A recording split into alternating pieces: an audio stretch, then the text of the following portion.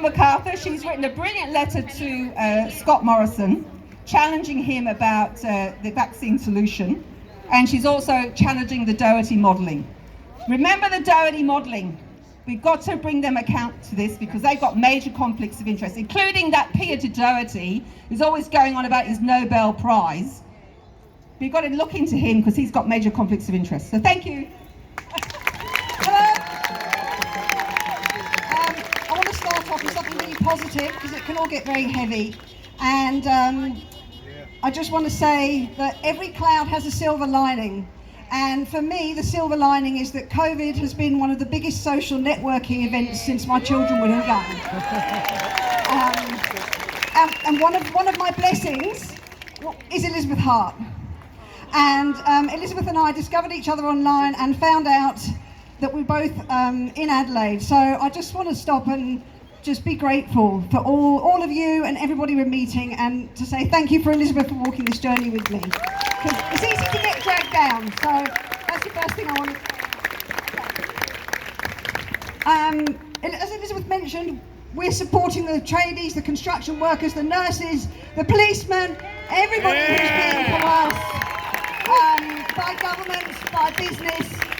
And something I want to point out was that after the rally in August, there were comments on social media that absolutely fascinated me, because they were saying, oh, look at these sad people in Adelaide.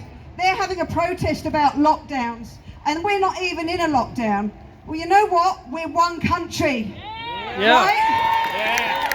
And it really struck me how divided people are. They've forgotten who we are. So we wear these yellow tops to say, yeah, we're with everybody. We stand with you all. So the other thing that I really thought about was, well, we're all global prisoners. Our borders are closed, okay?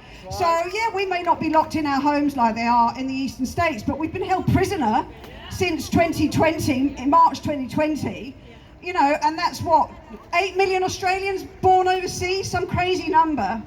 And so I just want to hold something up here.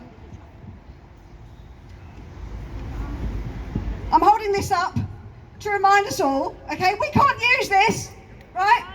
There is somebody that could use this, and I'm going to show you. It's him, right? Okay. Traitor! More about this later. I was hoping I could put it up somewhere so we can just stare at it while I talk. I don't know if you can see him. Hang on, let's see if we can put it up there. I don't think it's going to stay. Anyway, I'll come back to this. I'll put it in the ground. Hang on. I'll put it there. There we go. Okay. Anyway, we'll come back to that person later. But just remember, the buck stops with him, okay? And he just needs to be out of office. All right?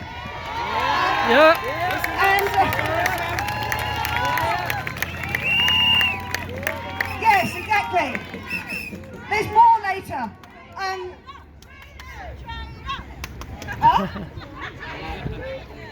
What they say?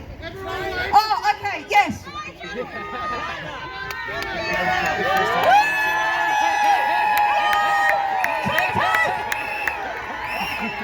Fake news! Fake news! Fake news! Traitors! Traitors! Shame on you! Shame on you! Shame on you! Shame on you! Shame on you! Shame on you! Shame on you! Shame on you! Shame on you! Shame on you! Shame on you! Shame on you! Good on you! Okay. So some of what I want to talk to you about, because I've mentioned the division in our country, and I want to talk a little bit in a minute about the tools that are being used to divide us, just to give you somewhere to go and look for more information. But before I do that, can I find out, is there anybody from the hills here, from Mayo? Can you just wave if you're from Mayo? All right, we've got a big problem, and her name's Rebecca Sharkey. Okay? And on the 18th of August, do you all know Rebecca Sharkey wrote a letter with some other MPs, and she was complaining about Clive Palmer's advertising, and so she was calling for more media censorship, like that's what we all need.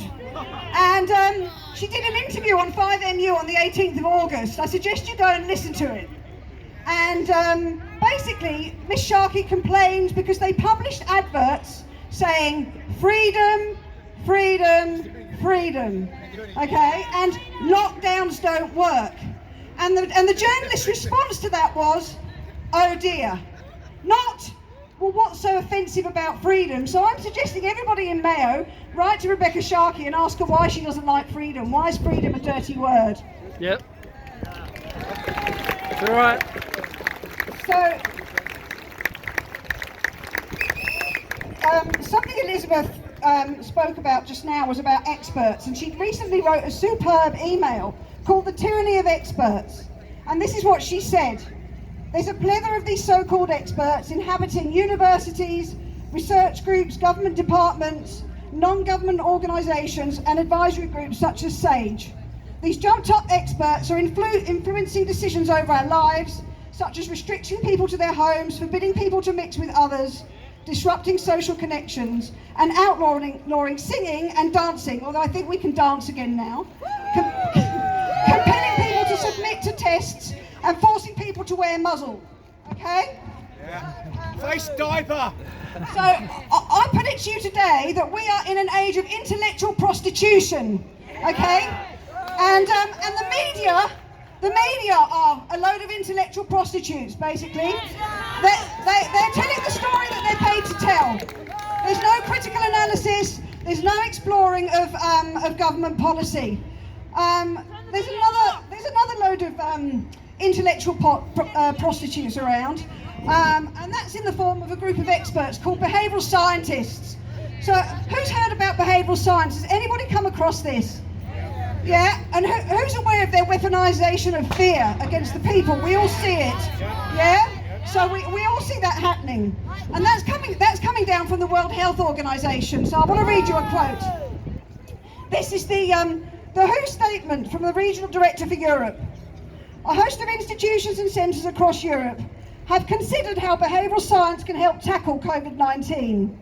They found that adherence to measures was most likely when there is clear and frequent communication, strong group identity, and social disapproval for those who don't comply.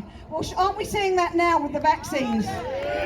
You know, we are seeing that in all its horror right now, with our state premiers refusing, you know, in New South Wales, refusing to be in the room with people who aren't vaccinated and encouraging others to do the same. It's a disgrace. So I just want to give you a bit of history about these behavioural insight teams, and I encourage you to look it up and understand these tools. So the behavioural insight team is called the Nudge Unit, and they were founded about 10 years ago in the UK, and they've got offices in Sydney, New York, Paris, New Zealand, Canada and Toronto, and I believe in Singapore. Okay, and some of those people sit on the advisory committee in the UK. Who's heard of SAGE? Have you heard of SAGE? Okay, so in March 2020, this group of psychologists, or behavioural scientists I should say, decided that people weren't doing the right thing. And this is direct from their minutes, okay, of their meeting. The perceived level of personal threat needs to be increased among those who are complacent, using hard-hitting emotional messaging. To be effective, this must also empower people by making clear the actions they can take to reduce the threat. So these people are also active in Australia. They are active in our institutions, and their government is using this messaging to divide and frighten us. They're using fear, they're using shame. In other words, you know, anybody who doesn't comply is a bad person, and they're using peer pressure, okay? So they're using peer pressure to make us turn on each other. And I think it's really worth understanding this, so that when our family members, you know, turn on us or whatever, we understand where that's coming from, and they're being manipulated deliberately by government.